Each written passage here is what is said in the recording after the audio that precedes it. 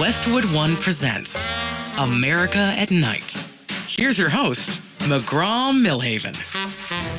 Tonight, with a correction, late last night, deep in the third period, in the third hour, the World Baseball Classic had just completed, and I said that Kyle Schwarber hit the two-run homer. And shortly after the show, we got a lovely text from the 224 area code, which is in Illinois, and they said, I believe it was Bryce Harper that hit the two-run homer. The texter is correct. I am wrong. Please don't ever say that I do not accept my mistakes. I apologize to all the Bryce Harper fans out there. It was Bryce Harper who hit the two-run homer to tie it, and then, of course, Venezuela wins it in the ninth, and the World Baseball Classic is over. And the best part of the World Baseball Classic being over is that the World Baseball Classic is over and on to opening day. We're putting the finishing touches on an open day show.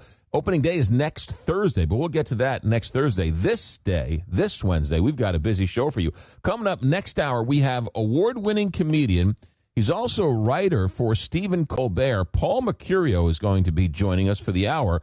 He has an on-stage stand-up that's actually pretty interesting. He takes people out of the audience, and he tries to get them to talk about their feelings and come together, different people with different backgrounds. It's an interesting on-stage show, and we're going to check in with him for the hour, talk to him about his award-winning work and working for Colbert and all that. In hour number one, we're going to try this again. Jon Meacham, considered America's historian, has written a new book. It is called American Struggle: Democracy, Dissident, and the Pursuit of a More Perfect Union. What he has done is he has taken speeches from Americans from the 1600s all the way up to today, and he's compiled them in a brand new book. Jon Meacham, Pulitzer Prize winner, and a great historian and a great storyteller. We're going to talk with him coming up here in just a couple minutes. But listen to this. File this under Only in America.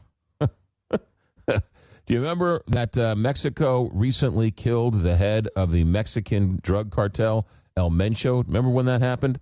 Well, now, according to the Wall Street Journal, after his burial in early March, his stepson has ascended to the throne. He is now in charge of the Mexican cartel, the Jalisco New Generation cartel. And why is this so interesting? Well, he is a California-born stepson of El Mencho. Why is that such a big deal? Well, you have different rules when you go after American citizens if you are an American intelligence agency. You have all sorts of rules and regulations that you are allowed to and not allowed to do when it comes to Americans.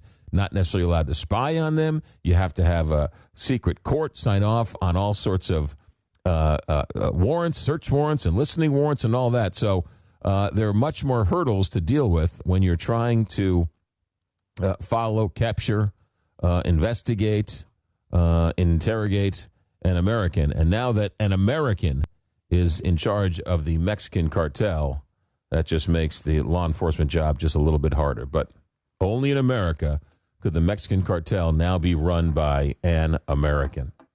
Crazy world we live in. Plenty of texts, plenty of phone calls throughout the night. That's all coming up. But first, we'll step aside for a moment and save some time for historian and author Jon Meacham. America at Night. Back in a moment.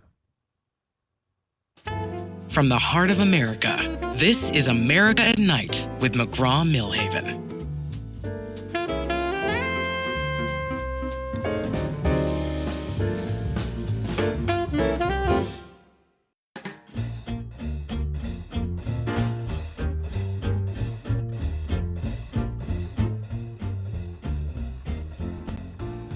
Welcome to America at Night with McGraw Milhaven. The world is about perspective. Welcome back to America at Night. And no better to put this time and place in American history into perspective than our next guest. He's a Pulitzer Prize winner. He's a New York Times bestselling author. He's a historian, and he is a great storyteller. His new book, out just last month, a New York Times bestseller already. It's called American Struggle: Democracy, Dissent, and the Pursuit of a More Perfect Union. Jon Meacham joins us for the evening. Jon, welcome to America at Night. Thanks for joining us. Thanks for having me. You betcha. Start off here. Put this moment in perspective for us, because living through it, right? We always feel like this is the worst moment in America and this is an existential crisis. So you know better than anybody. How bad is it, and are we going to survive this, I guess? Well, it's pretty rough. I'd love to say that we're exaggerating. I'd love to say that we're falling prey to, I sometimes think of it as the narcissism of the present. You're right. Every era thinks that it's uniquely challenged, partly because it is uniquely challenged, right? Our old friend David McCullough used to say, no one walked around in the past and said, oh, what an interesting world the past is. It's real life to them. That said, there are challenges in American politics and culture that are unique. We are always struggling between our appetites and our ambitions and our better angels. We're always struggling with how much of the common good to factor in our own pursuit of happiness. These are, ancient human questions. What's different and what is troubling is that there are a number of people now who have chosen to throw their lot in with a movement and, honestly, a man who has decided that behaving more like a monarch than the leader of a democratic, lowercase d, republic is the way to go. And we just have never had an American president with this particular combination of, I'll be generous and say, inclinations. So it's so interesting, because if Joe Biden or Barack Obama or any Democratic president did 1/10 of the things President Trump did, right, the people who love President Trump would be all over him, right? There is no, oh my goodness, if a Democrat did this, but it's almost hard to comprehend what the outcry would be if Joe Biden did some of the things Donald Trump did. It is, and it's part of the issue we have is that we are always divided because people are always divided. Thomas Jefferson said in the founding era that people had divided themselves into parties since Greece and Rome. You have certain inclinations. I have certain inclinations, orientations politically, and that's going to tend to have us affiliate with one party or another. That's in the nature of political personhood. What is different at this hour, and it's more like the 1850s, which is not a great analogy because we know how that decade ended, is people choose, in this climate, too many folks are choosing a party, choosing a side, and then seeing the other side, not as a rival, not as an opponent, but as an enemy, a mortal enemy. And politics, which in order to work the way it has worked historically in America, politics has to be an arena of contention, right? Where differing interests accept a certain set of rules, go into that arena, do battle. It can be ferocious, it can be ugly, often is, but then come to a conclusion. One side or the other wins for that moment, for that season, and then we have an election and we do it all again. So that's when we're doing things right. And that doesn't mean we're going to be happy 90% of the time. Hell, we're going to be happy barely 51% of the time, no matter which side you're on. The difference is, and this goes to your point, the difference is that people don't judge things. Too many people, I don't want to be overly general, too many people are not judging questions on their facts, but on the fact of the person or the party that's proposing something or doing something. And what I think is that what history tells us from the Federalist Papers forward is that reflective partisanship is totally fine. That's in the best traditions of the country. Reflexive partisanship is possibly fatal to the American experiment because it means we don't see the other side as legitimate. And that's very, very dangerous. Jon Meacham, our guest. The book is American Struggle.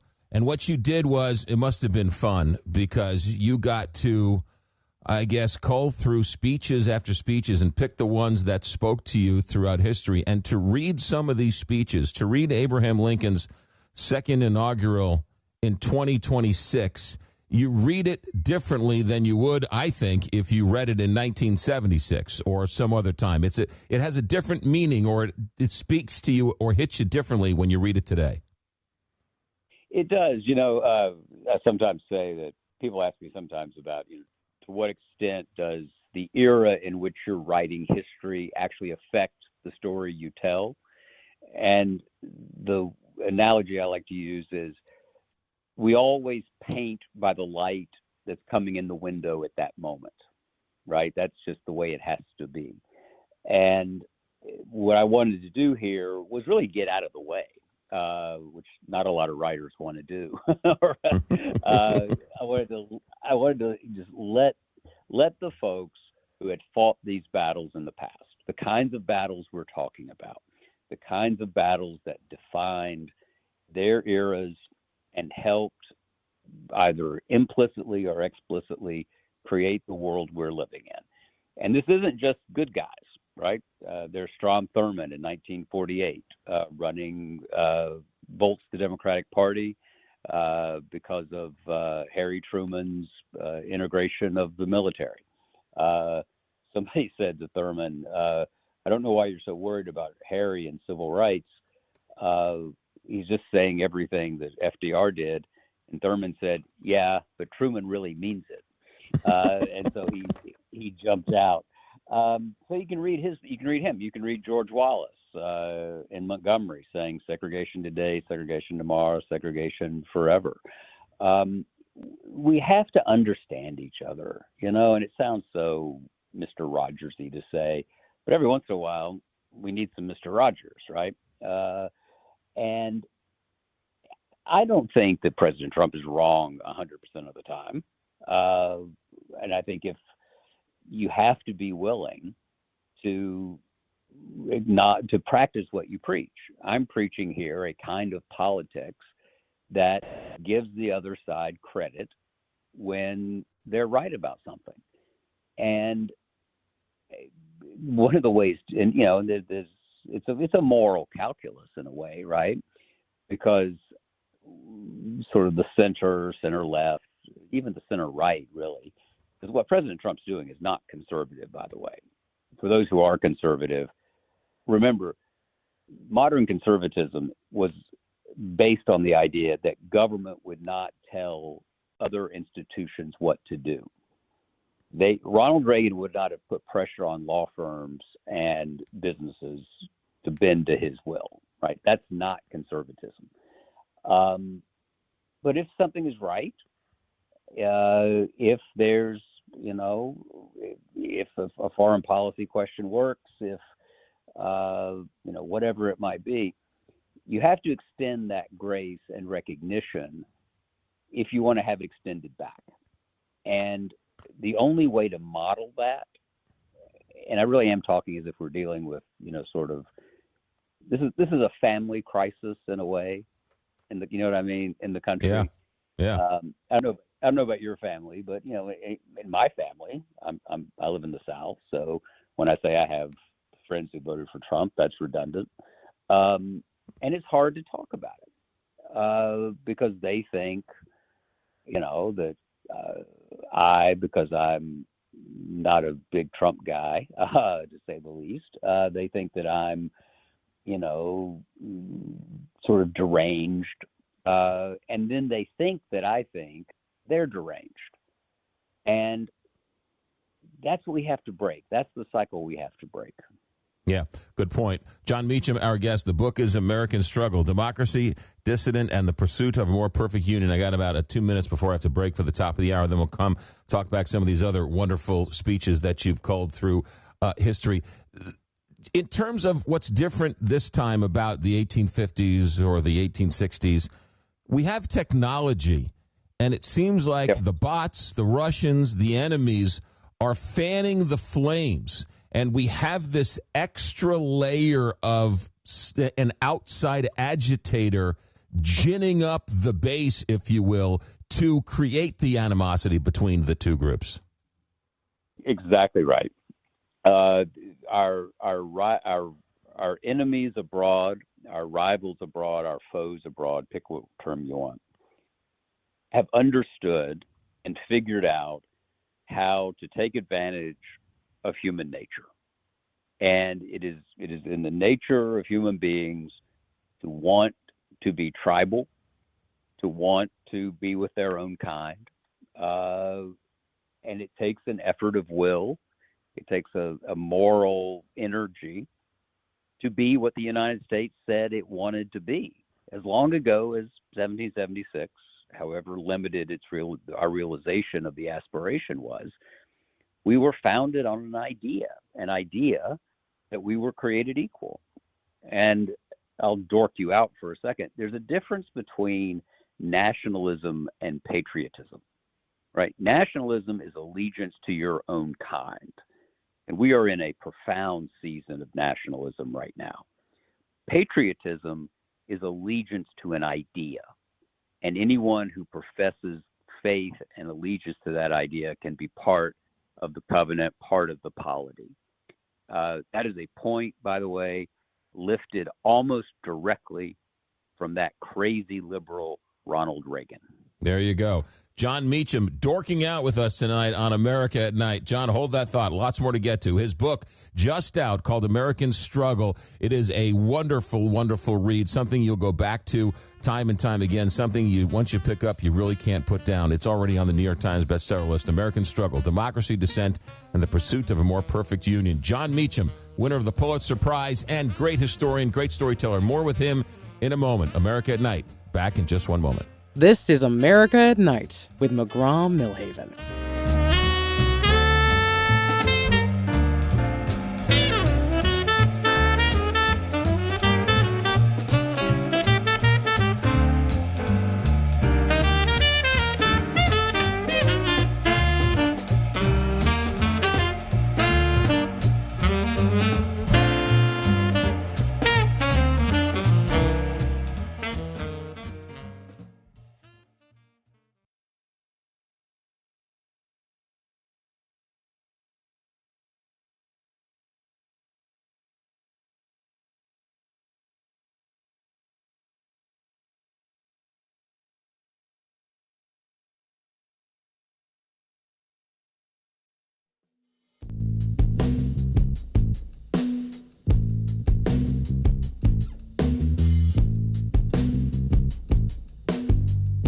You're listening to America at Night with McGraw Milhaven. Jon Meacham's nice enough to spend the hour with us here on a Wednesday night. His new book is called American Struggle, Democracy, Dissident, and the Pursuit of a More Perfect Union. Pulitzer Prize winner, New York Times bestselling author, this one, of course, on that same list. Jon Meacham, in the book, you don't just have speeches from presidents. You have speeches from E.B. White, Charles Lindbergh, Edward R. Murrow, a whole bunch of other Americans, Eleanor Roosevelt. Take me through some of the reasonings why you put those in there and you chose to have those voices amplified in this book. Well, it's a book, as you say, about democracy. It's about the remarkably, wonderfully chaotic and often joyous and often sometimes heartbreaking journey. And E.B. White was the great essayist for The New Yorker and has one of the great little essays defining democracy. And I'm slightly paraphrasing, but he says 1943. He says, democracy is the line that forms on the right. It's the don't and don't shove. It's the mustard on the hot dog. It's the score at the top of the ninth. It's the recurrent suspicion that more than half the people are right more than half of the time. The feeling of communion in the libraries, the feeling of privacy in the voting booths, the feeling of vitality everywhere. Just marvelous stuff, right? And Mrs. Roosevelt, essential figure in the articulation and defense, promotion of human rights, not only at home but around the world. There's that wonderful New Yorker cartoon from the New Deal years where there are some coal miners deep in the shaft, and they turn around and they say, "Oh my God, here comes Mrs. Roosevelt." She was everywhere. And there's some people you haven't heard of, right? There's someone who more Americans should know is Theodore Parker, who was a New England abolitionist in the middle of the 19th century. He's the person who first said the arc of a moral universe is long, but it bends toward justice. And that's a line that Dr. King picked up. President Obama had it woven into his the carpet in the Oval Office. But to go back and read it where it began, and it's a more complicated quotation, right? He says, as far as I can see, it bends toward justice. That doesn't mean it's going to be automatically doing that. And then there's some stuff that's familiar, but we can't get enough of it, I think. The moment we're in now, it can be traced and understood with Alexander Hamilton in the first Federalist paper in the fall of 1787, when he and James Madison and John Jay and others realized that the Constitution is not going to swim its way to ratification. He writes, and they write these newspaper columns. The Federalist paper started out as newspaper pieces, some of the best deadline writing in history. Hamilton said that the Constitution is a test to see whether a government can be formed by reason and deliberation as opposed to force and accident. And most governments are formed by force and accident. And the country is, America's very difficult because it's a moral undertaking. I mean, for America to work, I have to respect you and you have to respect me. And while we might say we want to, we kind of don't. We will if it's in our interest. And what the country is a way of getting just enough of us to see that ultimately the best way to have somebody lend a hand to you is to lend one to them. Well, that's what's so interesting about this time, because as you mentioned, everyone's family is divided, right? You have husbands and wives divided, brothers and sisters, aunts and uncles. Lots of families I know have split up and stopped talking because of the politics of today. And strangers will go at each other's throat. But you're driving along the street and you see somebody with a flat tire. You'll stop and help them change the tire. You won't ask them who they voted for.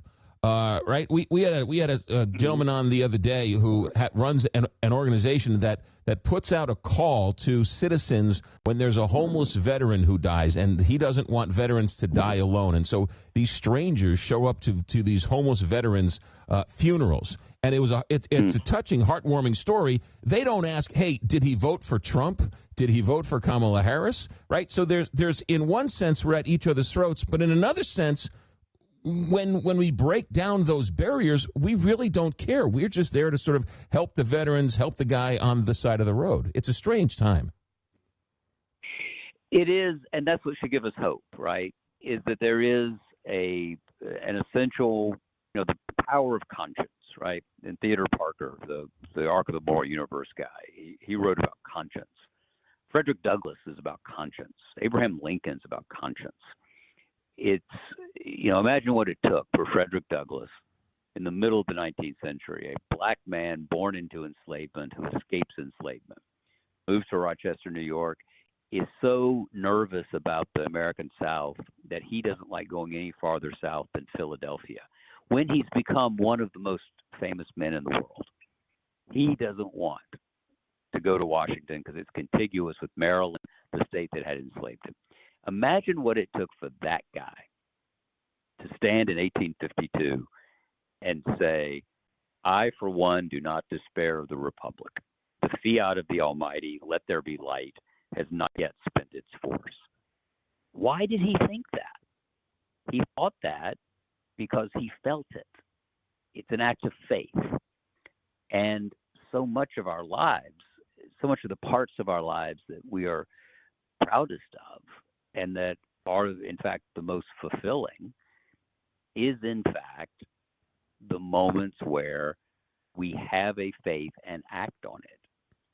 And it's really hard, right? I'm not saying this is straightforward. If everybody loved their neighbor, Jesus wouldn't have had to command it, right? You don't put up street signs if everybody's driving safely. So clearly, there were some neighbors who were not loving each other, but there's an elemental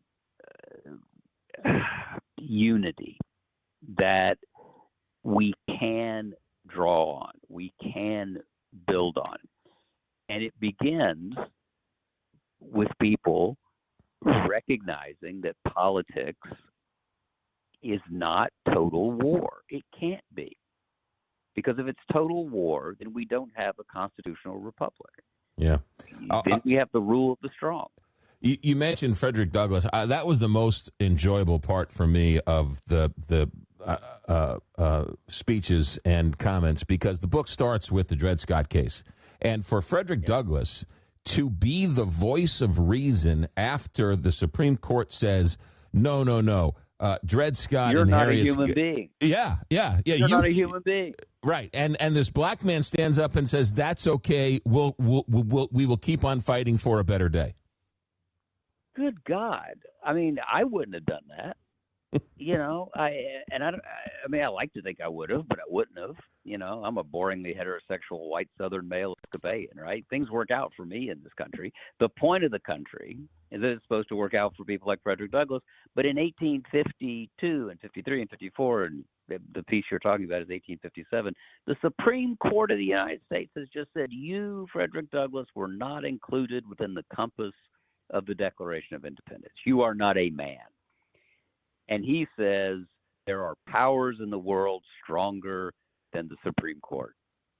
And it is this mighty, it's what we were just talking about. It's what got folks to the Veterans Cemetery to stand and honor those homeless folks, right? Yeah. That's conscience.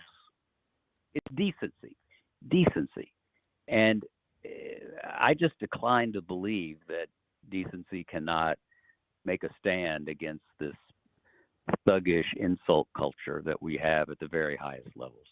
Jon Meacham, our guest, for a couple more minutes. The book is called American Struggle, Democracy, Dissident, and the Pursuit of a More Perfect Union. It's out where all great books are sold. I want to ask you about Ronald Reagan, because you in the book, you have a speech that I actually saw live. I was lucky enough to be there in Battery Park when he lit the Statue of Liberty in 1986. And it was a crazy, crazy day, and the fireworks were incredible. But I remember that speech quite well, rereading it. But you lived it, right? You were alive when that happened. Yeah. Rereading that speech now, again, it's a different political, historical prism today than it was in 1986. Talk about that speech. Well, so it's the anniversary of the Statue of Liberty. It's not quite it's 10 years after the bicentennial. But remember the tall ships, you were there, the tall ships and the fireworks. It was a big moment, and Reagan understood moments like that intuitively. Brilliant performer. And he argues, again, as he did throughout his political life, that America was a shining city on a hill. And by the way, Ronald Reagan's the only guy I know who could improve on Jesus, because Jesus' phrase was city on a hill. And Reagan added shining to the point where now people think Jesus said shining city on a hill. It's an amazing achievement. I said that to Mrs. Reagan once. And I said, it's incredible. President Reagan improved on Jesus. And she looked at me and said, oh, yes, that's the kind of thing Ronnie did a lot. May we all someday be loved, as Nancy loved Ronald Reagan. My wife would not have said that. But it's American exceptionalism, and liberals get upset about that, but get over it, I say. We are a remarkable place. our immigration problem is that folks want to come here. And what President Reagan was articulating was a vision of the journey of the individual soul, the value of the individual soul, to come here and make a life of purpose and prosperity. And by the way, prosperity is essential to all the things we're talking about. No democracy, no republic has survived without a vigorous, law-abiding and aspirational middle class, because you don't obey the rule of law if you think that the rule of law isn't going to enable you to rise. And so democratic capitalism is a huge part of this. But, I go back to the President Reagan's farewell address again and again, where he says, I haven't always explained what I meant by shining city on a hill, but I want it to be a place where all the pilgrims from all the lost places who are hurtling through the darkness toward home can find refuge. And that's who we should be. Yeah, I think going back and listening to Ronald Reagan, again, right, the prism of the moment gets lost. But if you go back and listen to Ronald Reagan, forget that he wanted, lesser taxes and, all the other stuff or whatever else, the sort of mindless dribble of the day. But you go back and listen to his speeches. Peggy Noonan deserves all the credit. I don't know if all, but clearly she was involved with this. But the way he gave it, the way he inspired, there's a reason why Ronald Reagan, if there is ever a fifth person on that Mount Rushmore, Ronald Reagan would have a good argument for it. Absolutely, and if only because the hair's so good. Well, and also he was a radio guy. Yeah, and a radio guy. Absolutely. Yeah, sure. Jon Meacham. You know his Cubs story, right? You know the Cubs story? What's the Cubs story? About Reagan. Oh, my God, very quickly. So as a radio guy. So when Reagan was at WHO in Des Moines, he would do the Cubs games and pretend he was at Wrigley Field. But he was getting every play by telegraph. And the telegraph goes off one day in the middle of a at-bat. And so he panics and tries to figure out, well, what can I say that won't show up in a box score? And it occurs to him the only thing he can do is foul balls. So he has this poor guy foul off like 30 pitches while they finally get it back on. And it turns out the guy had popped out on the next pitch. But I love that he never broke character. It's fascinating. Sorry, go ahead. No. I've had a couple of those in my day. I could tell you about that. I'm not necessarily proud of, but the man was very smooth under pressure. Jon Meacham, what are you working on next? Anything else we can look forward to in the future? Well, I'm sitting here. Thank you for asking. I'm sitting here slogging my way through the life of Dwight Eisenhower. Won World War II, ratified our politics in the middle of the century. What we're really living through is a reaction to the world Ike built when he came back. He didn't want extremes. He didn't want crazy New Dealers fighting with crazy Goldwater people.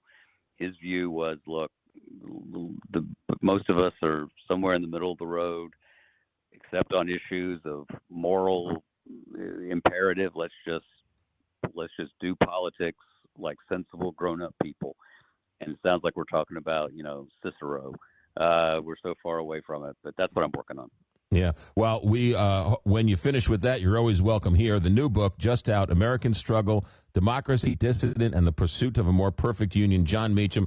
By the way, we had you on the show a couple years ago when you were talking about the George Herbert Walker Bush. That was a great read. A wonderful man he was. Again, sort of beat up by the time, but wasn't as well respected as he should have been as he worked through his presidency. But you did him justice. Jon Meacham, thank you for joining us on a busy night. Thanks for spending a couple minutes with us. Good luck down the road, and you're always welcome here. Thanks so much.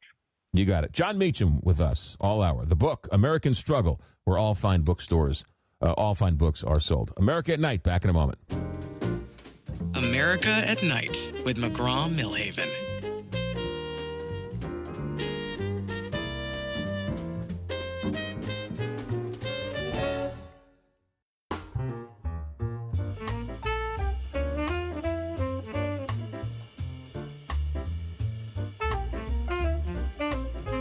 Join Join the nightly conversation. America at Night with McGraw Milhaven. From the text line, here's one from the 212. When there is laughter in an interview, it makes listening so much more enjoyable.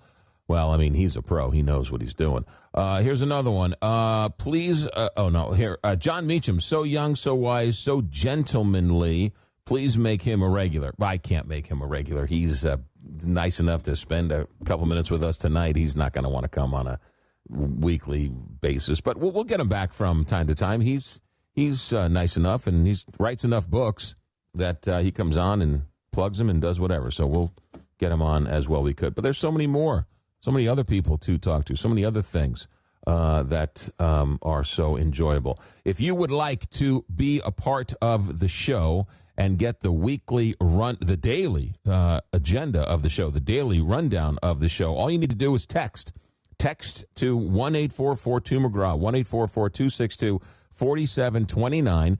Text and then ask for the link, and Alex will send the link to you, and then you sign up, and then each and every night, Alex will send you a rundown of the show. It's as simple as that. Then you can be part of the show. We're going to get into, as we move on with the show, we'll use it for all sorts of ideas and contests and things like that. So it's a great way to sort of be a part of the show.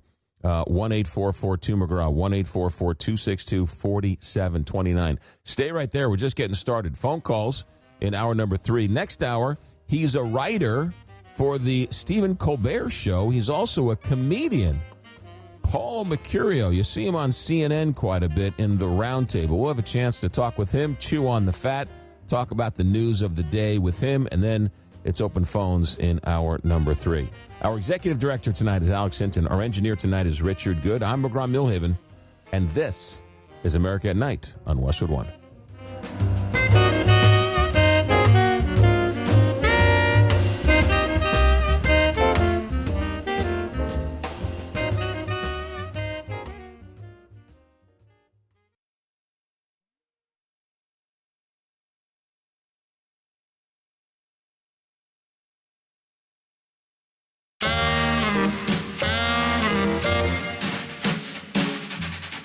Westwood One presents America at Night. Here's your host, McGraw Milhaven. It's time to chew the fat here. It's Wednesday night, and just got finished talking with Jon Meacham. He was nice enough to spend the hour with us. Next hour, we're going to do open phones. This hour, though, there is a comedian who is making a name for himself. He also is a writer for Stephen Colbert. You see him quite a bit on CNN as one of the talking panelists in that mosh pit, if you will. His name is Paul Mecurio. Paul, welcome to America at Night. Thanks for joining us. Great to be on with you. Thanks for having me. You betcha. Tell me about those CNN hits. Those look like pure chaos. Do you have any idea what they're going to bring up before you start with the free-for-all? No, I like them. And just to correct something, I'm not really writing on the show, The Late Show, anymore. I perform on it. I do stand up on it and all of that. But Stephen and I go back to The Daily Show together. We've been working together a long time. But the CNN hits, I like the sort of chaos. You know, I mean, I was a lawyer and sort of kind of steeped in debating, and it's I try to be the guy sort of in the middle, not that I can't commit, but the guy that sort of is really trying to get to the issues that matter to people at home, as opposed to just having a set of talking points on the left or the right and just going through them.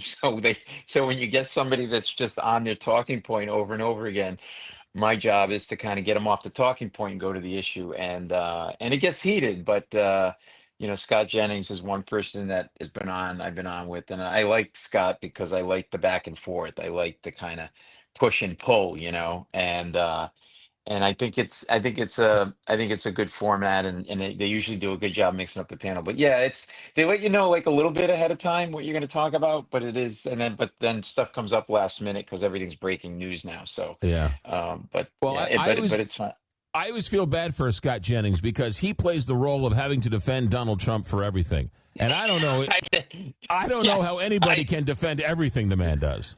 Oh my God, I think the same thing. And when either I'm on with him or if I'm watching, it's like, oof, there's got to be he's going to go to a special place in heaven. I tell you right now. And but I got to say something about you that really struck me. I read up on you, and you talk about when you were younger, lying in bed at night and hearing the strains of Larry King and Jim Bohannon, and Yeah. you literally are describing my childhood because my mother, who has really bad hearing, and because she's in her 90s now and still refuses to buy good hearing aids, so she just finds them and they're really terrible, but they don't they don't work. But she would have Larry King on or Jim Bohannon late at night, and I would be lying in bed and listening to Chicago, Illinois, you're Yeah. on, and Right. it was and then she would also watch the David Susskind show. You remember David Susskind? Yeah, sure. Uh, Very Sunday nights, right? He was on Sunday yeah, nights.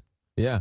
yeah, out of New York and on PBS. And I remember watching him. And I remember one time he interviewed a hitman for the mafia. This big, heavy-set guy dressed in all black with a hood on, and he spent 2 hours talking to this guy.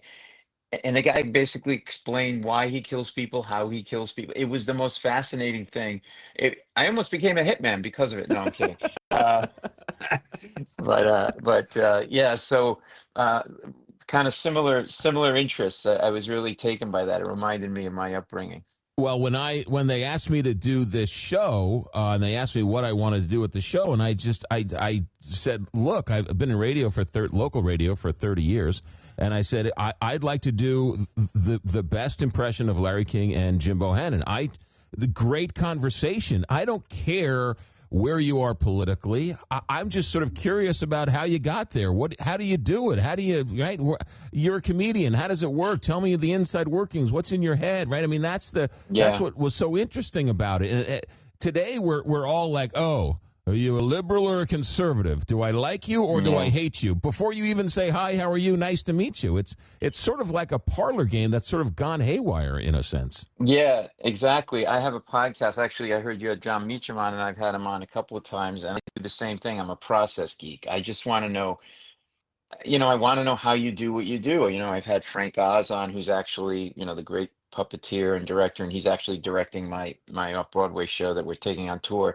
And we hit it off because I just spent the whole time talking to him about what it is to be a puppeteer. And he said, it's not just putting your hand in some felt and manipulating it. He said, you create these characters with characteristics that you have yourself. So like he said, I was insecure. So Miss Piggy was insecure and always overcompensating. And that's why she's so sort of big and loud, because she's overcompensating. So I am totally of the same. Like, the left-right thing is just, it's maddening, and it doesn't really get you anywhere. So, I love doing radio. I do a lot of radio when I'm on tour. I was just in Cincinnati. I do the AM shows, FM, and I think it's a lost art to do it well, and Yeah. Yeah. Yeah. and so I really admire it. All right, Paul, let's talk about your craft, being a comedian. I knew a Mad Magazine writer, and he said towards the end of Mad Magazine, there was a parody magazine, and he said politics got to the point where you couldn't parody it anymore because it was already a parody of itself. And so, right. being a comedian, right, it's all about the laughter, but I mean, it's a fine line. How do you deal with comedy in this era of such anger and hate? Yeah. Well, I go on dressed in a hockey uniform so that if people want to throw stuff at me, they can. I'm more protected. I got a mask on, I go on like a goalie. No, I'm just kidding. It's basically, I think it's the job of the comedian to take the audience places where they didn't think they could go. I mean, in the spirit of George Carlin and Lenny Bruce and, some of those great comedians, like, and so I think you push back on the political correctness thing. I think the pendulum sometimes on political correctness has swung too far one way, and it was getting like completely out of control. You could barely say anything without someone accusing you of something. I think it's swung back to the middle, and it needs to be in the middle. I'm the guy in the middle. That's how I view myself. So I don't say be politically incorrect just for the sake of being inappropriate, but let's relax a little bit. But I think it's in life. It's exactly what you said. And it's not necessarily just radio or TV or on stage. This is a true story. My wife and I were walking our dog in Central Park. We live in New York, and so lawyers supposed to have a dog on a leash. and our dog was on a leash, and there was a big dog whose dog wasn't on the guy's dog wasn't on the leash, and it was scaring people, and there were little kids around. So my wife nicely said, "Sir, your dog really should be on a leash." That's all she said. And the guy goes like this: "Why? Because it's a pit bull?" Like implying that we were racist toward pit bulls or something. And I'm like, "No, sir, because it's got a baby in its mouth. Okay, all right, that's why. Okay, because it has prison tattoos and a switchblade. Okay, like, and so you have to push back on that because the guy literally was implying that, is this where we are?" And then, and you might remember this, and your listeners, there was a time when we did things in this country which were completely innocent, but you couldn't do it now, right? So every Halloween, my parents dressed me again. This isn't an act. This is just true. They dressed me as a hobo. That's what they called it. Okay. So they give you daddy's old clothes. They send you out, right? And that was it. We didn't have money for a costume, whatever. You couldn't do that now because, a hobo was a homeless person. It would be considered insensitive. And it was kind of weird if you think about it. Think about our parents dressed us as homeless people and then sent us out onto the streets at night to collect free food in front of real homeless people. Okay. And it was terrible. I never got candy. Every house, baked beans and a harmonica. That's all I got. That's all I got. So I think you got to push back on it, and people will come say, you say something and then you go, "See, nobody died. I said this thing that you thought you couldn't say, and we're all still here. So can we just relax a little bit?" Paul, they're called unhoused. Okay, let's get the terminology correct. Oh, there we go. Okay, there you go. Here we go. Paul, hold that thought. I got a break. He's getting ready to do a Broadway show. We got to talk about that. Stand-up comedian, Emmy Award winner, Paul Mecurio. He's on CNN all the time. We're just having a good time talking late night talk radio at its best. America at Night. Text messages are open. 1-844-2-McGraw. 1-844-262-4729. We're just getting started with comedian Paul Mecurio. America at Night. Back in a moment. Live from coast to coast, this is America at Night with McGraw Milhaven.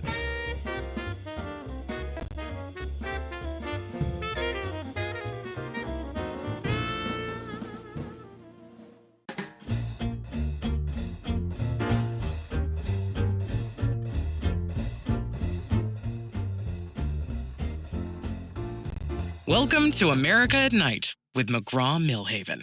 Late night conversation like it ought to be. Two people who love to tell stories talking on the radio. Paul Mecurio is our guest, comedian and apparently a Broadway playwright. We'll get to some of that here in a minute. Paul, tell me about, you grew up, you became a lawyer, you were working on Wall Street, and what? Somebody hit you in the head and said you want to be a comedian? How did that happen? You sound like my mother. "What are you doing? You're killing me." Did you hit your head? Oh my God. It's a typical path you take. You go to law school, you amass a ton of debt, and then you go off and be a comedian and try to pay the debt off. Isn't everybody do it that way? No, I was working on Wall Street, doing mergers and acquisitions at one of the big firms. And I was, working all-nighters, you're a young associate, they just dump work on you. But I started writing jokes as a hobby. I don't know why. I was writing jokes and sketch ideas, and I had amassed this password file at work, like a Word document, but I kept it hidden, so I created a password for it. And one night, Jay Leno was a private entertainment at a party that the firm was invited to, so I went. And I had no time, like I had an hour for a dinner break, and I went down and he performed, and then I went up to him. I had printed my jokes out, and I said, I don't know if you need jokes, but I have jokes and I'm never going to use them. I was so nervous. And he's like, "Okay," like really does talk like they're letting helium out of a balloon very slowly. It freaks you out. And his head's moving around like a giant Macy's Thanksgiving Day parade. It's just, you want to grab his head and hold it. So he takes the jokes, and then a couple of days later my phone rings and this person's on the other end. "It's Jay Leno. Is Paul there?" And I'm like, there's no way Jay Leno's calling me. So I thought it was my friend David, who likes to pull pranks, pranking me, doing a Jay Leno impression because he knew I met Jay. And I think, "Really funny, David." He goes, "No, really, it's Jay Leno." And I go, "David, I don't have time for this. I'm cranky. I'm in the middle of it." "No, it's Jay Leno." I go, "David, stop. I get Jay Leno." And I actually said to Jay Leno, "You do a lousy Jay Leno." Okay. And he's like, I think I do a pretty good me. I'm like, oh my God, it's Jay Leno. And he said, I read your jokes and I need jokes for my act and my nightclub act and Tonight Show. And I'll hire you to send in jokes and I'll pay you for per joke, $50 a joke, whatever I use. And I'm like, okay. And he goes, what do you do for a living, by the way? I go, I'm a lawyer. He goes, I knew it. I go, why? He goes, you write like a lawyer. You're too wordy. He goes, you're writing a joke. Knock the Magna Carta, for God's sake. Just get to the punchline already. I had like 8 lines of setup. And then a couple of days later, like a week later, my phone rings again. It's Jay Leno, is Paul there? And I'm like, what? Jay, what do you want? I can't be your friend. You have friends. I've got stuff I got to do. No, he goes, I'm going to do one of your jokes on the Tonight Show tonight. And I got my wife and got a bottle of champagne. We went to a friend's apartment up the street and he did the joke. $50, and it blew my head off my shoulders. So here's a middle-class Italian kid from Providence, Rhode Island, doing huge merger and acquisition deals that were literally on the front page of the Wall Street Journal. And this little joke just grabbed me. And I think what happened was, creatively, I wasn't really being like fulfilled in the lawyer thing. I didn't hate it, but you kind of get on a treadmill and you're executing deals and it can be kind of technical. And I think what happened was I created these words, put them together out of thin air, and then people heard it and then laughed at it.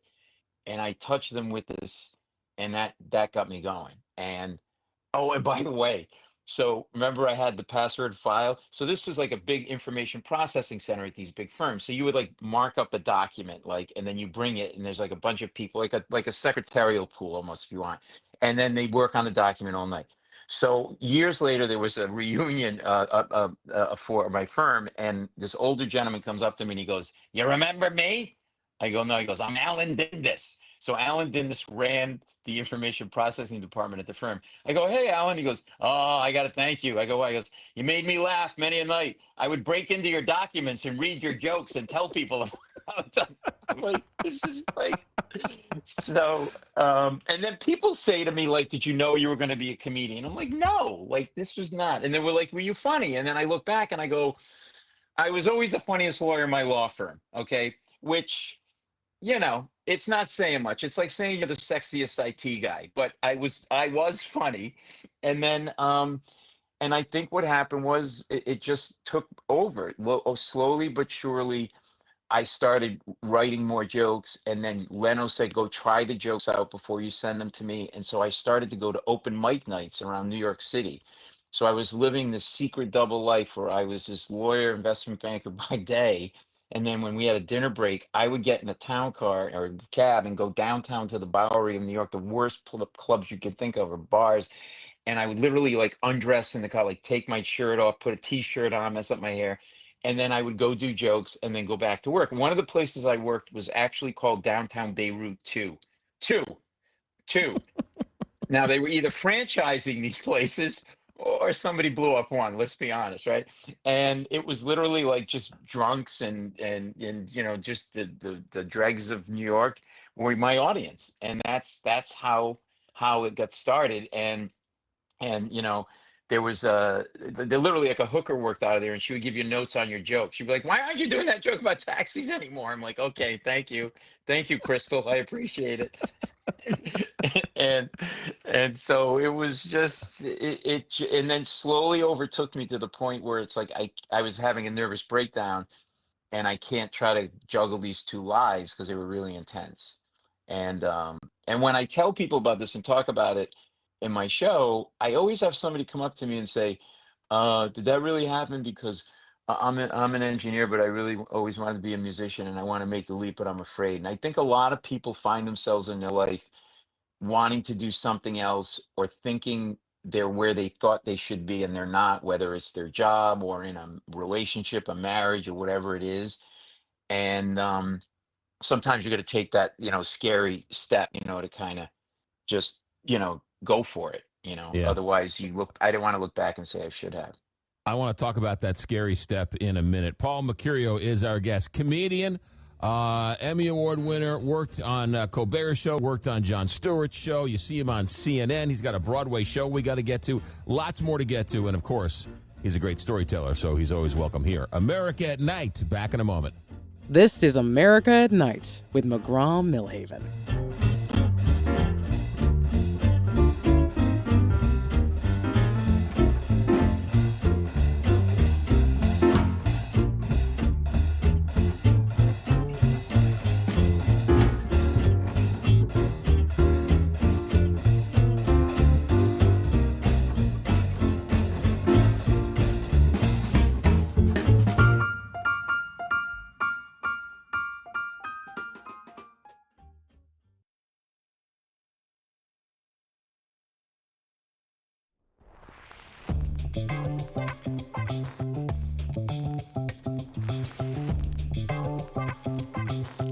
This is America at Night with McGraw Milhaven. You've seen him on Stephen Colbert. You've seen him with Jon Stewart. He's getting ready for a Broadway show we've got to get to. He is also a podcaster. Comedian Paul Mecurio joins us for the hour talking stories. So my story, Paul, very, very similar. Grew up in Long Island, fell in love with talk radio. Remember the old WFUV? Fordham University had a college radio station where an unknown named Michael Kay, who's now the voice of the Yankees, got his broadcasting career. And on a Friday and Saturday nights, Friday and Saturday nights they would have sports talk. This is before WFAN. This is before sports talk even existed.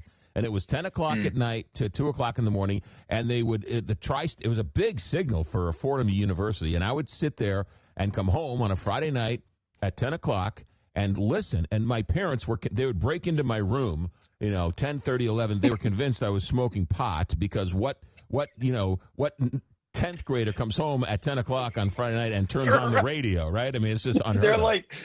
They're like, honey, our son's a nerd. I wish he would smoke pot. What is going on? How did this happen? Oh my God. And I was so afraid. I tried to call. And I was so bound up with anxiety that they would come to me and I would just hang up the phone. I was so nervous I couldn't call. And then your voice is changing. Yeah. So then during the week, that's when I found Larry King, and it was the greatest thing in the world. So I go to college. Yeah. I go to college. I have a suit and tie job, and it's fine, but it was just this radio was just this pull that I couldn't get out of my system.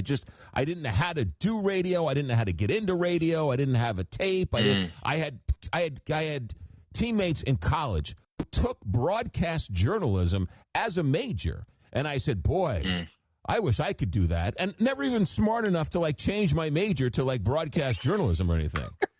What was your major? What did you major in? History and political science, which dumb luck, which is way more important in terms of wanting to talk about the world news than, how to turn on a microphone and how to edit tape. So it actually, right? Exactly. So I by hook or by crook, I get a job at a radio station in Omaha, and I'm changing tapes in the middle of the night. And I work in Omaha a lot, by the way. I do Todd and Tyler, which is out of Omaha. Yeah, they're good friends of mine. And, and in St. Louis, I know you were in St. Louis at KTRS, and I've done that because I work at the Funny Bone there. So KTRS is the radio station right above the Funny Bone out in Westport. So that's So it's 2 o'clock in the morning, and I think I'm board opping Art Bell's show, and I have 10 seconds to do the legal ID. So I'm supposed to do the temperature in Lincoln, the temperature in Omaha, the time, and then KFAB Omaha. I have to say that in 10 seconds. And so I practice, turning on the microphone, watching the clock, right? And then now the 10 seconds come, and I hit the microphone on, and I have 10 seconds, and I say,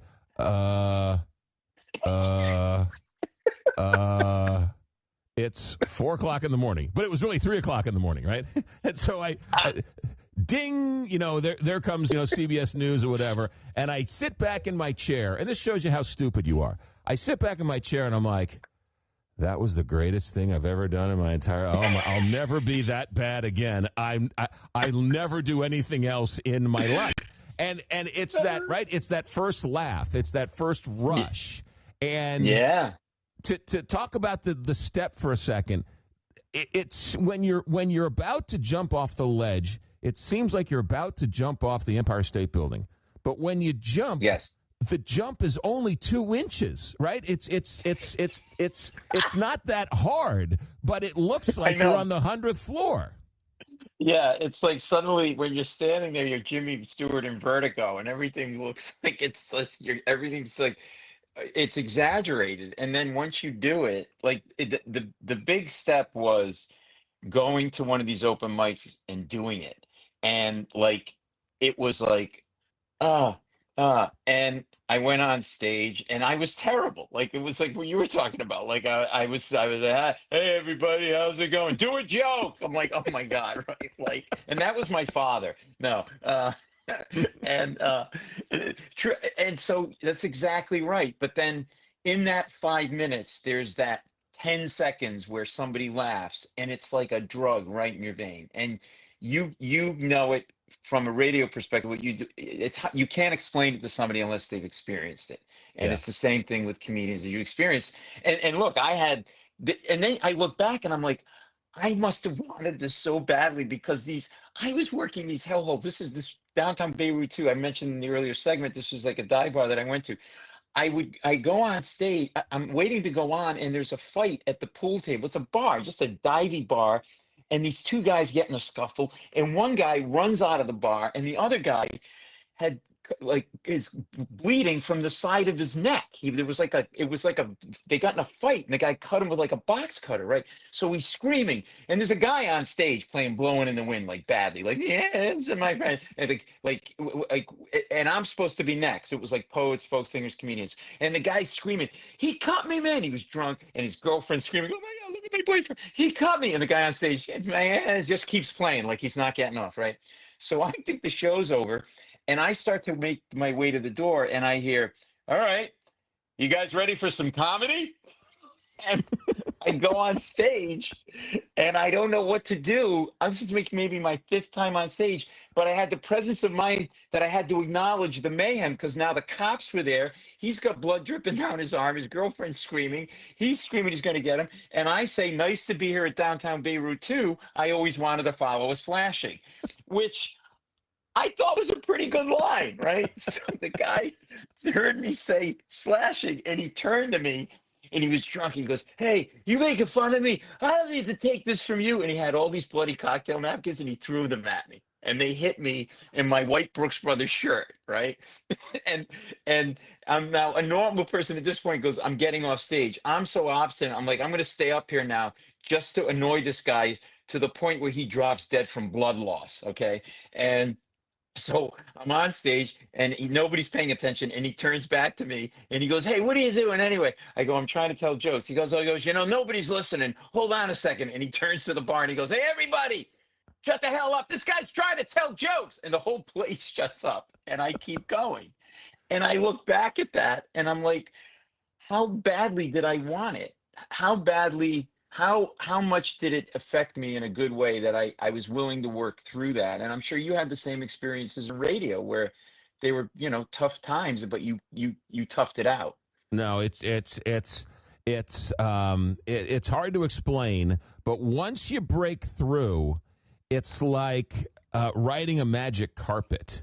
And you almost feel like Superman, and nothing can, people can call you up and say the worst things to you, and you're like, whatever, right? I whatever you say right to me, buddy, I've experienced 100 times worse. It's not that big of a deal. I'm going to sleep just fine tonight.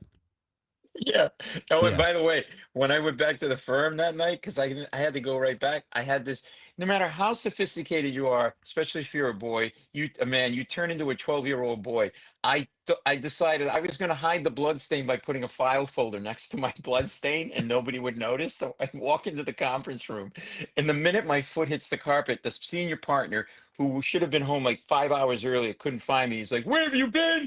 Why do you have a blood stain on your shirt?" And I was like, I didn't know what to say. And one of the lawyers goes, "What kind of shirt is that?" I go, "It's a Brooks Brothers shirt." "Why?" He goes, "I know how to get blood out of a Brooks Brothers shirt." And then another guy goes, "No, Armani, that's the shirt you want." I'm like, "Are you guys remaking American Psycho in your spare time? How do you know this?" Right? Everything is copied. Everything is copied. Exactly. Exactly. And but Paul, totally same experience. Paul Mecurio, our guest. Tell me about this Broadway show you got going on. Yeah. So it's called Permission to Speak, and it's born, as you know, the best things happen organically, whether it's radio or TV or live performances. And I love talking to people, and I love asking questions. So it's always was unnatural for me to just go on stage and launch into jokes. It just felt very antiseptic in a way, and I felt disconnected from the audience. So I just started letting myself be and do what I want to be, do what I want to do, and be myself, which was I would go on stage and just because I have all these people like sitting right there. And sometimes, you're on the road, like the Westport Funny Bone. I fly in, you're sitting in your hotel all night, all day, you have nobody to talk to. So I start talking to people and I would get amazing stories. And it's not the first question, it's that second, third, and fourth question, right? Like somebody's got a dirty baseball cap on. I'm not going to make fun of the baseball cap. It's like it's dirty for a reason. So I like, are you in construction? Yeah. And that guy might go, yeah. I go, well, you don't like your job? No. Well, what do you want to do? And then you're off. And so I started to get these stories, and some Broadway producers saw me doing this one night, actually at the Late Show, for like 20, 25 minutes, just talking to different people and getting these amazing stories. And they said they thought the people were plants. And I'm like, no, they weren't plants. They go, well, how does it work out? I'm like, I don't know. I just talk to people because I think everybody over the age of 6 has a story. And if they know you're not going to compromise them and be mean, they'll give you the world. And so that's how the show got born. And the premise is that we're disconnected and divisive. Exactly what we were saying earlier in the show about how we're at each other's throat. For some reason, we got to a place where like, I have to believe in 100% of what you believe in. Otherwise, you're the devil to me, and vice versa. And the days of Pat Buchanan and Buck, or Gore Vidal and Buckley debating are gone. You can't do it. Right. So I found with this show, people feel disconnected from each other, and they don't want to be divisive. So the premise is, if we get together, we hang out in this sort of theater or whatever it is, and share stories and have a few drinks, we realize we have more in common than we think, and maybe we don't have to be so divisive, and we can connect. And people have been really receiving it well. They come up to me and they say, please keep doing this. We need this now. It's a safe space. Like, you don't have to say whatever you want to say. We're not going to start judging you. Just be yourself.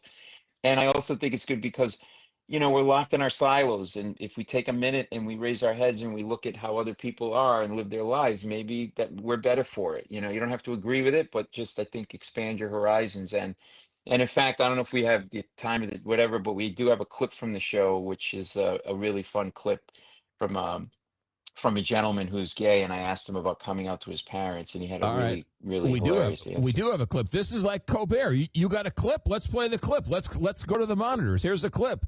I was a pretty gay little boy. How did you react when he told you? The first thing she said was, "Why are you telling me at 10:30 at night?"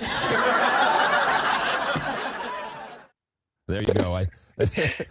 So all of these, you're doing a Broadway show each night, and every night it's a completely different show?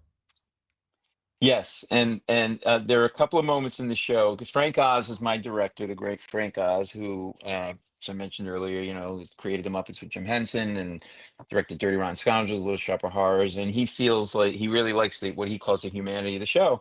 And yes, that's one of the things I say to the audience is, this is only going to be our show. No one can have this show, because this can never repeat, because we're never going to be together again. And there are a couple of moments in the show where I do my own thing and I tell a couple of stories of my own, and then I let an audience member interview me.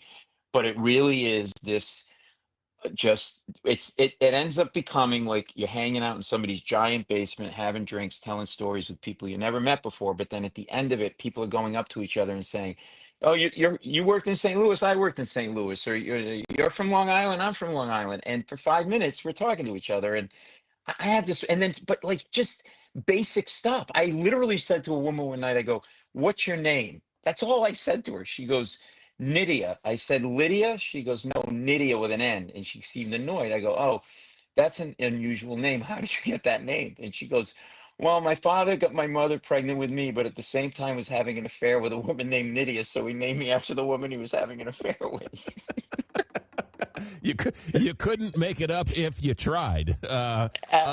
Absolutely. So and hold so on it's a really second. been a wonderful ride. So is it on Broadway now? Is it touring? Where is this show? We're taking it on tour now around the country. People can go to my website, paulmecurio.com. We're going to be going to Key West with it, the Key West Theater. We're going to the Guard Theater in New London in the fall.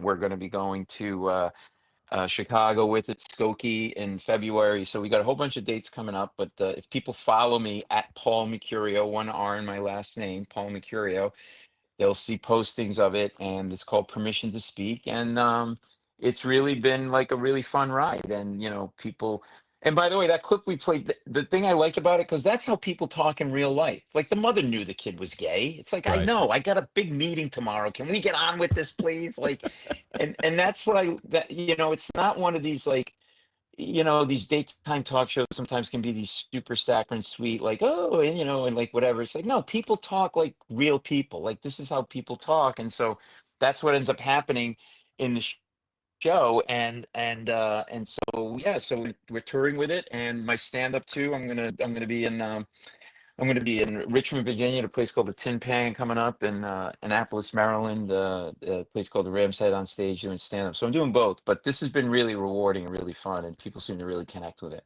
Well, tell Frank Oz that I might be the biggest fan of Little Shop of Horrors. I have loved that musical for years and years and years and years.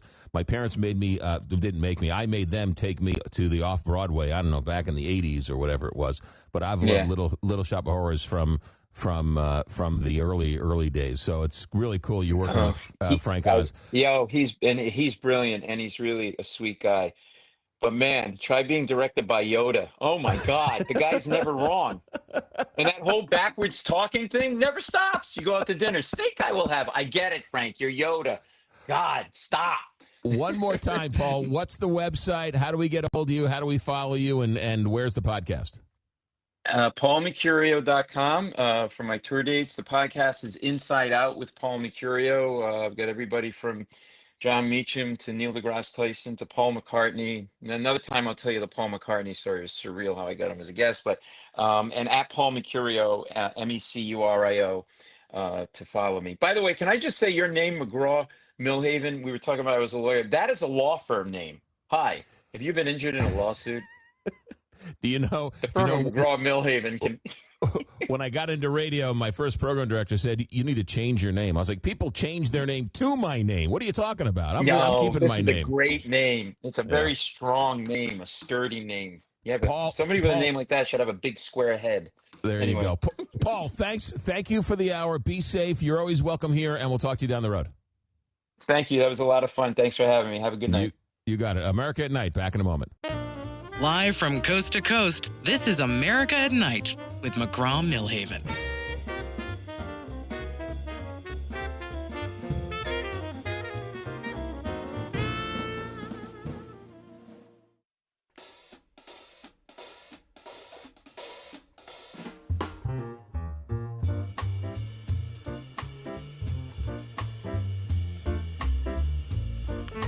All right, we're officially out of time. We got no more time. From the text line, that was a really great treat. Thank you for that segment. Yeah, he was interesting. We'll try and get him back on again. Who doesn't love talking to great storytellers and great comedians? Good stuff. Next hour, it's open phones. Paul's on the line. Adam, Tony. We also got more open lines for you, as well as text messages. Our executive director this hour has been Alex Hinton. Our engineer tonight is Richard Good. I'm McGraw Milhaven. This is America at Night on Westwood One.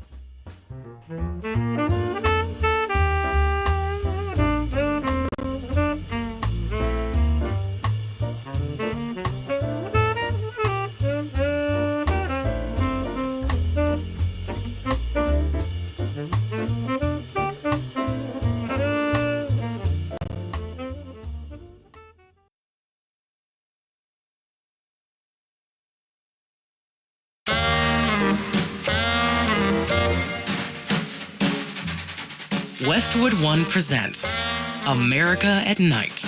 Here's your host, McGraw Milhaven. Text line is alive and well. 1-844-2-McGraw, 1-844-262-4729. Boy, where has the night gone? We had Paul Mecurio on last hour, comedian, hopefully we have him back. He could be a semi-regular. He was fun to talk to. And then first hour, we had Jon Meacham on, presidential historian, out with a new book talking about the plight of Americans today. And two very different guests, but in some ways, two very similar messages that we're all just Americans trying to get along, and everybody has a story, and put down the gloom and doom and put down the anger, and you realize that we're all just trying to figure it all out. Two very different people with a very similar message, I thought. Anyway, phone numbers are as follows: 1-844-McGraw, 1-844-262-4729. Let's go to the phones here. We got Paul in Boise. Paul, thanks for holding on. Welcome to America at Night. Thanks for taking my call. Yeah, sure. Thanks for Mr. calling. Mecurio, he was a pretty funny guy. He was a funny guy. Yeah, dry sense of humor, the best, I think. And of course, it had a lot of New York in it. He did have a lot of New York in him, didn't he? Yeah, he did. Yeah. So I was going to talk about something political, but I decided against it. I don't think we need to fan the flames any higher than they already are. So I did want to mention you have the Google probably on your hand. I would say there's one guy I knew. He became my favorite player for baseball, and it was Willie McCovey. And on opening day, 1959, I can't tell you the exact date, but opening day, he went 4 for 4. His first time at bat. He had 2 singles and 2 triples. I thought that's pretty amazing that somebody can go 4 for 4 and not have any put outs or whatever. Well, he was Willie McCovey. Yeah, he was definitely one of a kind. I got to meet him in person. That was a real treat. Yeah, are you still a Giants guy?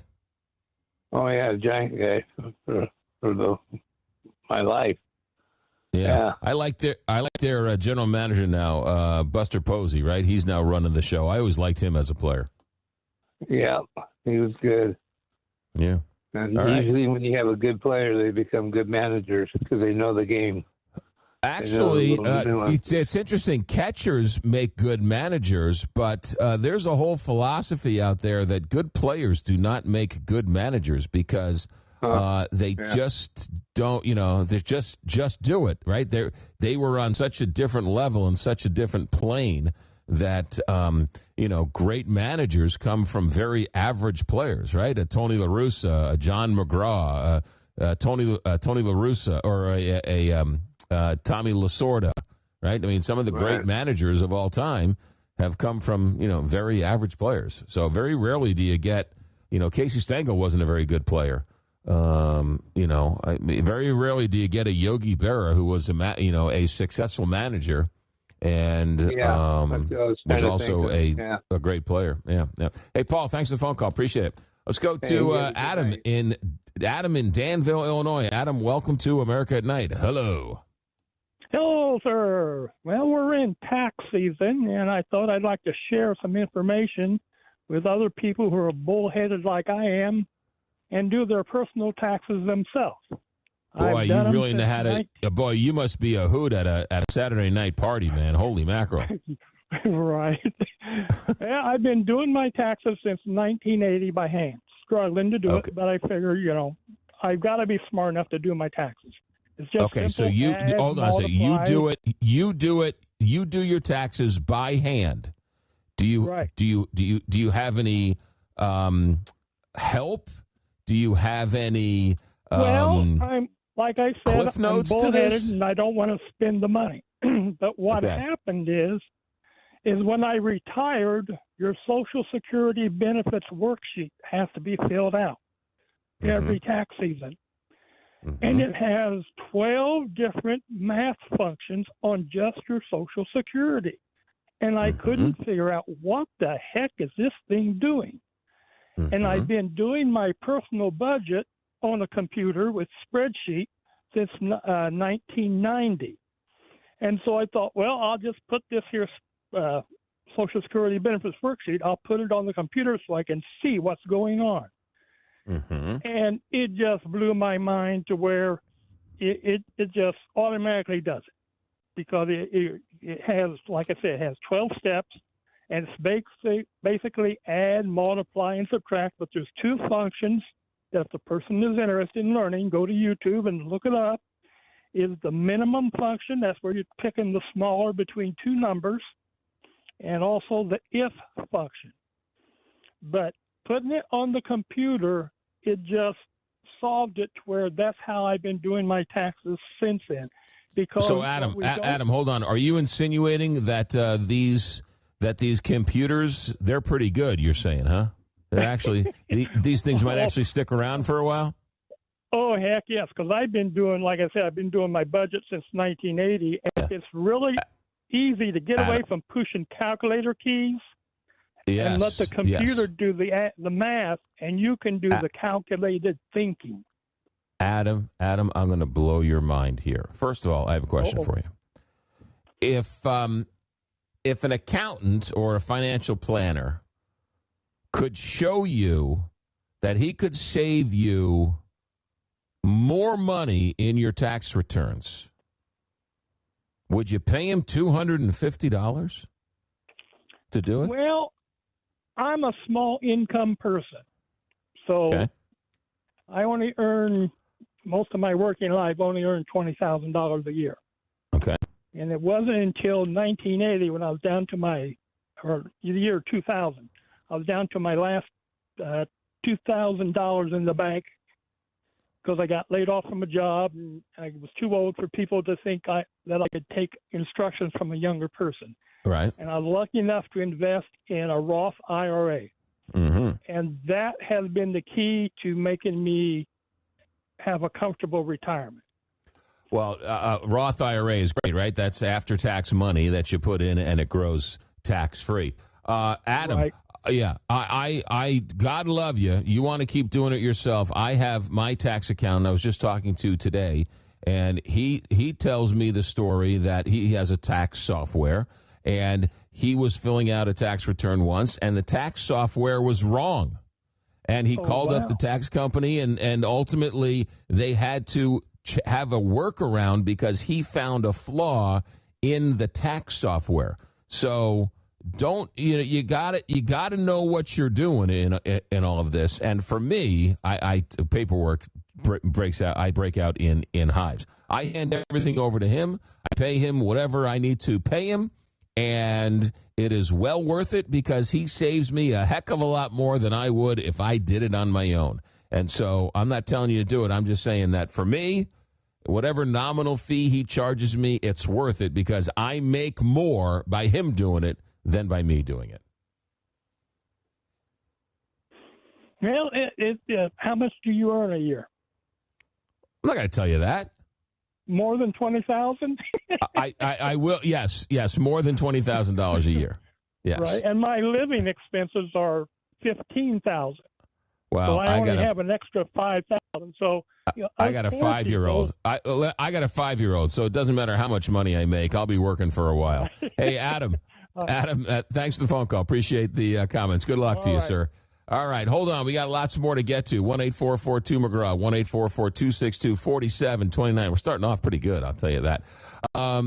Tim in Wisconsin says AARP has a free tax service. You get what you pay for.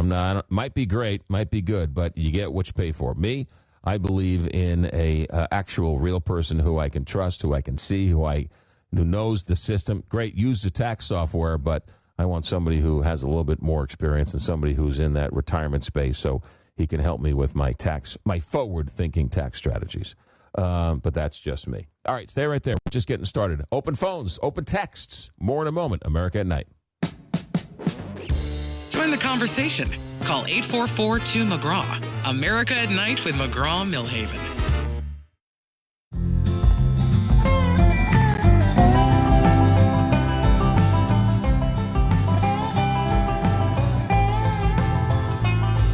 Welcome back to America at Night. Call now. 844-262-4729. That's 844-2-McGraw. From the text line, hey, Paul Mecurio, can I have your law degree since you don't need it anymore? I wish I'd become an attorney instead of an air traffic controller. That job was so boring after having an exciting military career. I love hearing how folks end up in the job they love. Thinking about making your story into a movie. It had me laughing, and laughing is a medicine for the soul. Yes, it is. That is a text from Illinois. We love texts. We love phone calls. Let's go to upstate New York. Pinky, hello. Hey, how are you? Good, Pinky. How are you? Let me, where do I start? I have been getting calls from, you're the best, truly. You are the best out there, I swear. I've gotten more people hooked on your show. I'm getting calls from Publishers Clearinghouse, and they said they want me to take selfies and send the selfies, and they want to come to my house to meet me and set up a meeting to give me my money, but I have to pay taxes on the money before they give it to me. Now, this is a person named George Walker, and he's been calling, and I'm a little concerned. I don't know what to think. It'd be nice, wouldn't it? I mean, yes. I'm a widow. Okay. Pinky. Okay. Block his phone calls. Block him. I've done that on my text. Yeah. Block it. Block them. Spam. If you have to, call the authorities. It's fake. It's bogus. There's phishing. No. They are. The Publishers Clearinghouse doesn't do that. They've never done that. They don't do that. No. That is that's a rabbit hole you don't want to go down to. Okay.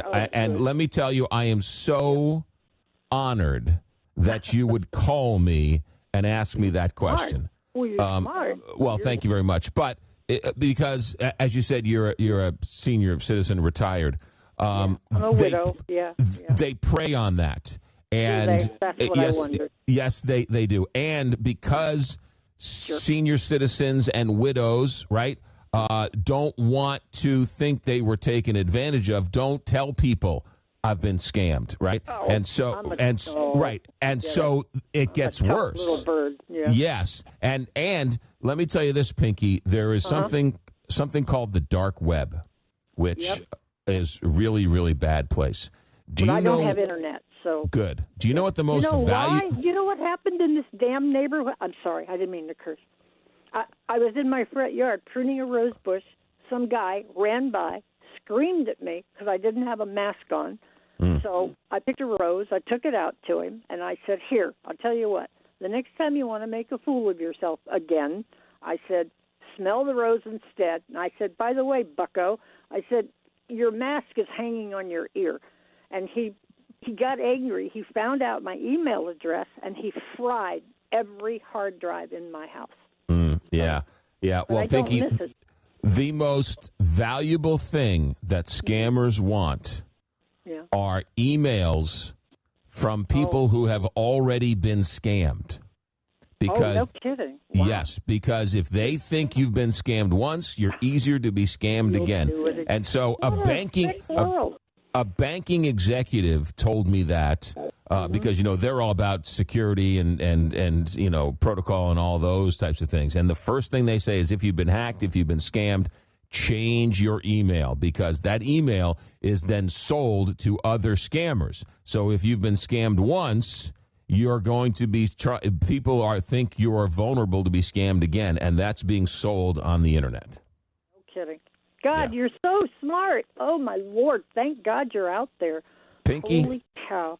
Pinky, call back anytime. Thanks for checking in. Thank you, McGraw. Take care. Stay strong. Robert in Charleston, South Carolina. Hello. Hello, sir. I just wanted to say that I heard instead of that unsheltered is a good way to express that rather than unhoused. I don't know why. What do you think? Is there any difference between the two? No, I don't understand. I don't understand why why homeless is so offensive, and or unhoused isn't offensive, right? I mean, I don't know who decided that. It's just what about unsheltered? Unsheltered. Okay. Unsheltered is right. I mean, it's so ridiculous to take the word homeless and then you're being disingenuous. Well, it's just because you put your own negative connotation on homeless. If unhoused means the same thing and as homeless, I'm not trying to be offended. I don't want to offend anybody. And I'm not trying to be rude or mean. But if I say homeless, I'm not trying to offend you. I'm sorry. Unhoused, I don't. Fine. You want to use unhoused? I'm saying homeless. I don't mean to offend anybody. And unsheltered? What about that? Unsheltered is okay. Again, fine. If you want to say that you know somebody who's unsheltered or telling a story about somebody who's unsheltered, okay, fine. I'm not going to yell at you for using that word. Just don't yell at me for saying homeless. Oh no, of course not. I wouldn't. Yeah. What much more significant here really is not how we term these people who are in that unfortunate situation, but what's more significant is how to change society so that doesn't happen anymore. And you know something, with regard to socialist, communist, or free market economy, actually free market economies are in a much stronger position to be able to protect the weaker members of society. For example, you need a huge amount of income, your country does, in order to make sure that everybody is doing well. I don't think who's arguing that. I think everyone would agree that a capitalistic society is better than a socialist society. I think everybody would agree with that.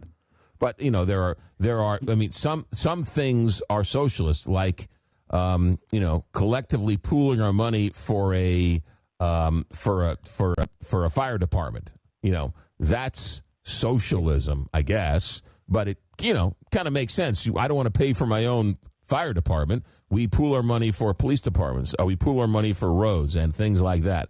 So I think we can all agree at least that capitalism is probably a good thing, much better than communism or socialism.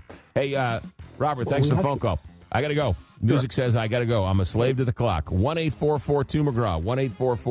1-844-262-4729. We got Danny, we got Tony, we got Scott. We got a line open for you. Don't forget the text messages.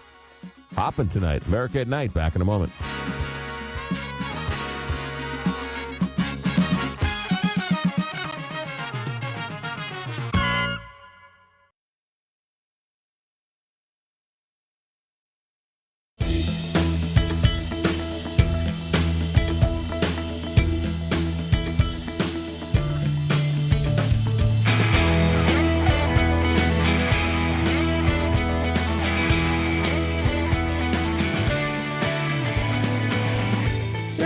In your world. Call 844-2-McGraw and be a part of America at Night with McGraw Milhaven. All right, let's go back to the phones here. We got Danny in Rolla. Danny, welcome to America at Night.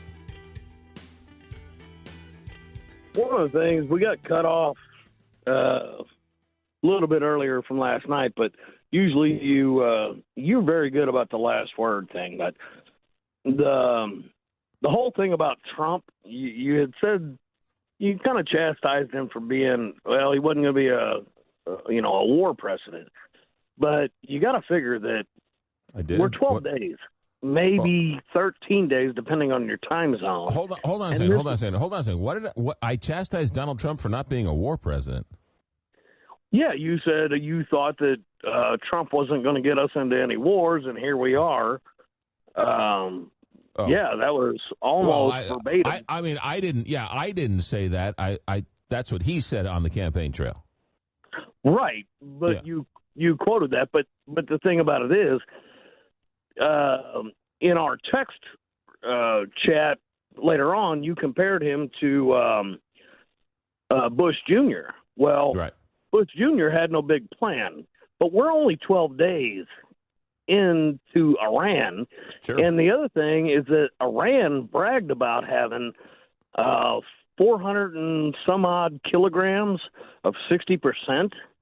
You don't need 60% for nuclear reactor energy to produce electricity. And at 60%, you're looking at about 12 to 14 days to make that weapons grade, which would be enough for 11 missiles, nuclear missiles. I hate what Trump says and how he says it sometimes, but he was right in this. And then I also wanted to tell you that Jon Meacham, he was right on the money. If you're going to make an argument, base it on fact. And as far as Pinky goes, I think I read somewhere that Publishers Clearinghouse went bankrupt. So, honey, I hope you don't fall for that, and good luck to you. That's what I got, brother. Have a good night. Danny, thanks for the phone call. I can only tell you what I read, and I can only tell you, I can tell you what I think, but I can only tell, right? Tulsi Gabbard, who is the Director of National Intelligence, Donald Trump's handpicked Director of National Intelligence, said today in Washington, D.C., at these contentious hearings, in her remarks, remarks that her handwritten remarks, she didn't say it because she said she was running out of time, but in her statement that she handed in, she said in her written out that Iran was nuclear bombs were destroyed in the bombing that President Trump had earlier, and that they were not reconstituting their nuclear arsenal. Those aren't my words. Those are Director of the National Intelligence, Tulsi Gabbard's words in this news that's coming out of the conference today, which she admitted to. Now, she also said that an imminent threat is whatever Donald Trump says is at any given time. Now, it is what it is. Bush, it's not Junior, W, went in to Iraq claiming there were weapons of mass destruction. There weren't. Remember Colin Powell at the UN making the presentation and the case that we have to go in? They didn't have any. Iraq pretended to have weapons of mass destruction. They didn't have them that time. They did not reconstitute their weapons of mass destruction.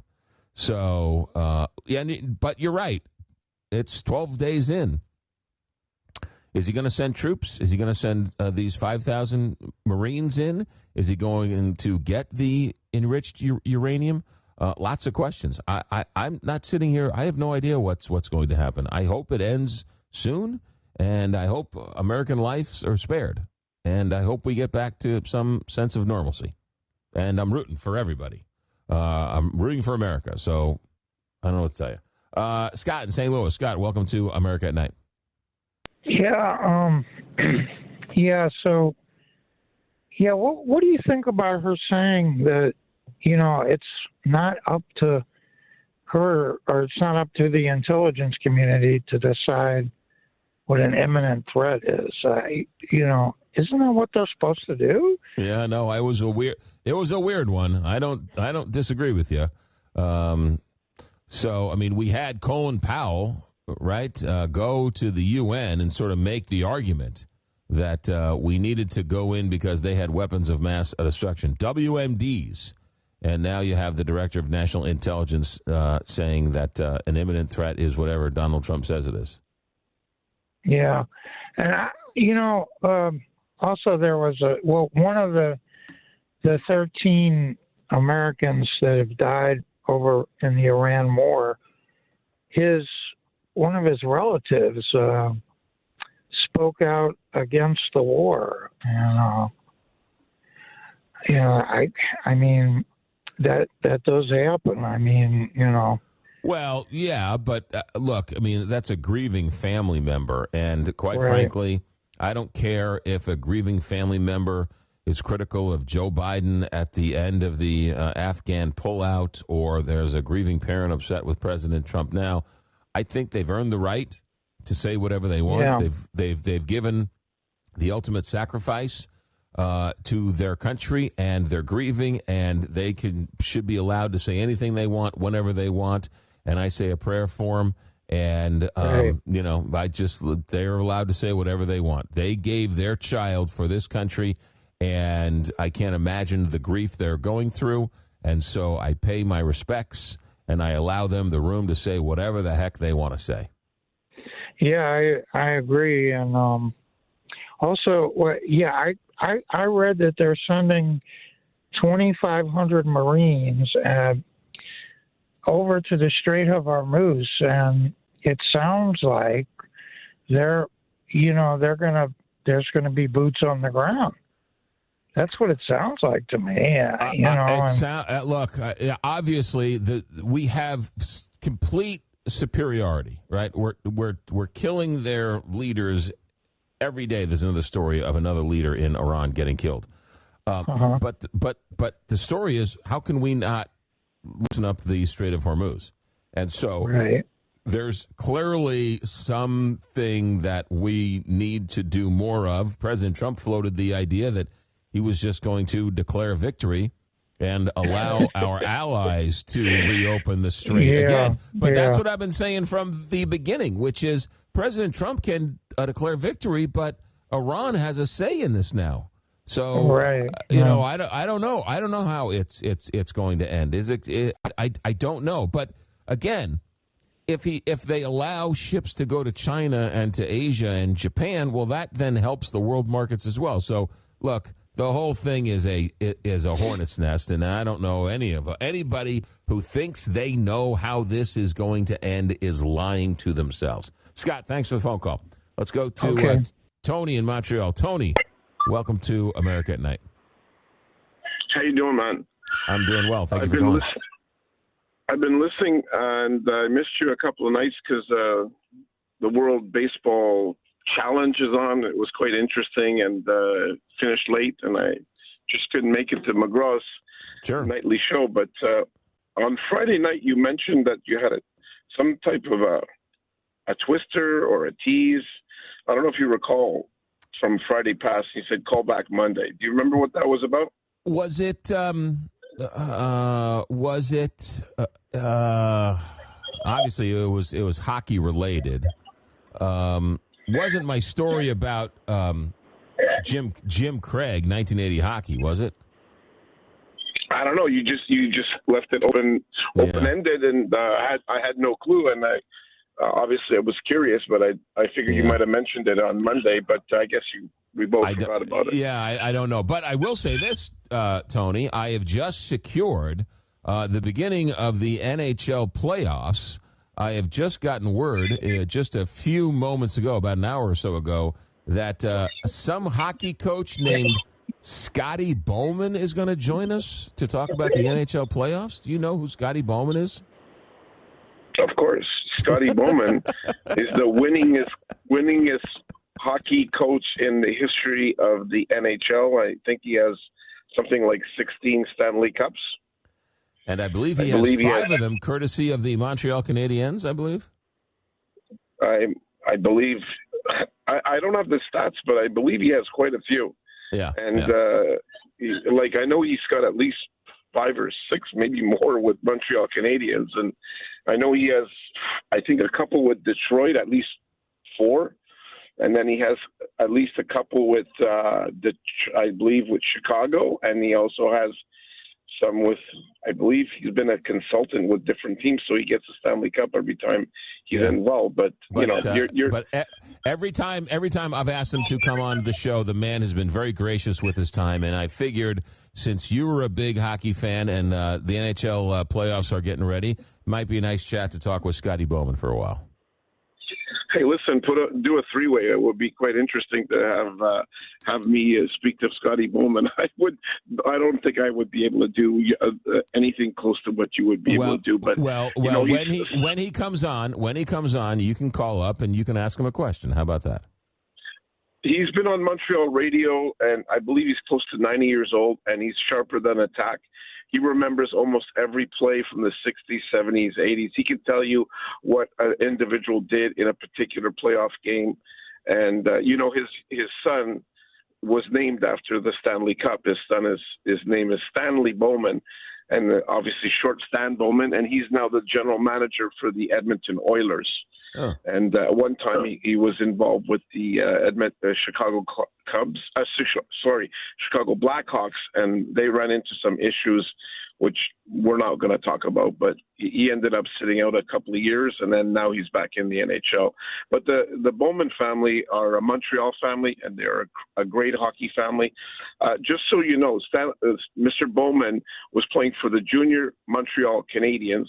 He was a star. He was a superstar player. And in one of the games, he went headfirst into the boards. And in those days, in the 60s or 50s, they didn't have helmets. And they put a metal plate in his head, and it ended his career. And from there, Scotty Bowman had to pick up the pieces and ended up being the greatest hockey coach that the NHL has ever produced. And he learned his chops from Toe Blake. And if you know who Toe Blake is, he is also no slouch. He was a Montreal superstar. And Scotty I believe, took over the junior Canadians and learned from the great Toe Blake. There you go. Who was on one of the great lines, Elmer Locke and Maurice Richard. So if you know your hockey, that line of Elmer Locke, Toe Blake, and Maurice Richard was an icon line. And imagine if Scotty Bowman was a young player and he was tutored by Toe Blake. It's like let's say Tony being mentored by a great journalist like McGraw Milhaven. That's exactly right. You know, actually, he named his son after the Stanley Cup. He should have called him Lord Bowman. Maybe or Baron. Yeah, or how about Baron? Yeah, who knows? All right. Tony, when he comes on, I don't have the date yet, but when he comes on, call up and you can sure to ask him a question. I'll make sure you get him on. I'm usually sitting in my front driveway listening to you on my skip from WVMT Vermont, and maybe someday I'll call you up on your morning show in St. Louis and scare you. How's that? Tony, have a good night. Thanks for checking in. From the text line, 1-844-2-McGraw, 1-844-262-4729. From Missouri, actually and factually, Iraq used poison gas against its own citizens. That's weapons of mass destruction. Nothing was found, but that whole situation is odd. No, you're right. There were at some point, and then they were destroyed, and the argument was that he reconstituted the program. He was hiding them, right? Remember, Hans Bix went in, and they're supposed to have the UN inspectors in to check it out. They pretended they have them. They wouldn't let the inspectors look, and that proves he has them. And then when they went in, they weren't there. Different story, but, for some reason, Saddam Hussein wanted to pretend to the world that he had him. And, it is what it is. The fanaticism is something we don't quite understand. Remember, the Iran-Iraq war went on for 8 years. And the death toll was just brutal. And what they did to their own people and what they did to the people of the other country is just right for 8 years this thing went on. And so the whole philosophy of Iran is we don't care how much pain we receive, we will never give up. And their philosophy is the other guy will give up before we give up. And that is the definition of a religious war. And that's what I think a lot of people are afraid of, is that Iran will just suffer the consequences of America's bombing and will never give up. Donald Trump has said he wants an unconditional surrender. So, we'll have to wait and see how this whole thing turns out. But what are we, day 18, day 19 into this, middle of the third week? All right, America at Night, back in a moment. Miss a portion of tonight's show? Not a problem. Go to americaatnightlive.com to find a replay of every show.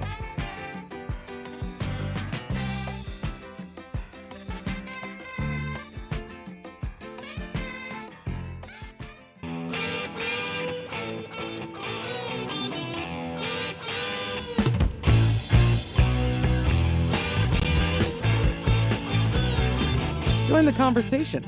Call 844-2-McGraw. America at Night with McGraw Milhaven.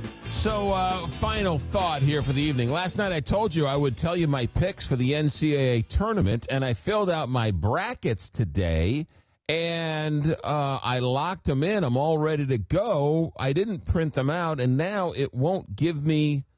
I'm on the website. It won't give me my picks for whatever reason. I guess I'm not allowed to change them or look at them. Once I have them, I have a hard time.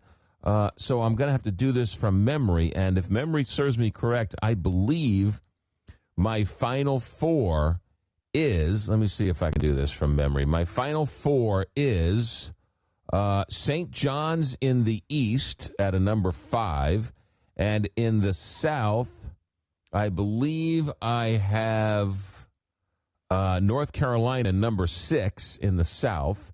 In the Midwest region, I believe I have Iowa State, number 2 seed, coming out of the Midwest. And I have Arizona, the number 1 seed in the West. I have Arizona and St. John's in the national championship game.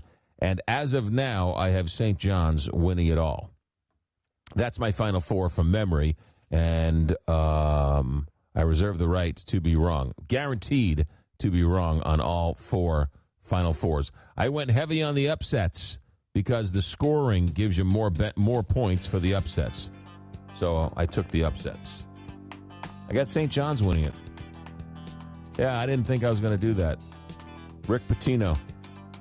Didn't think I was going to do that. But say what you want about the man. He's a heck of a coach. So we'll see if the Johnnies can get back to the Final Four. That's going to do it for us.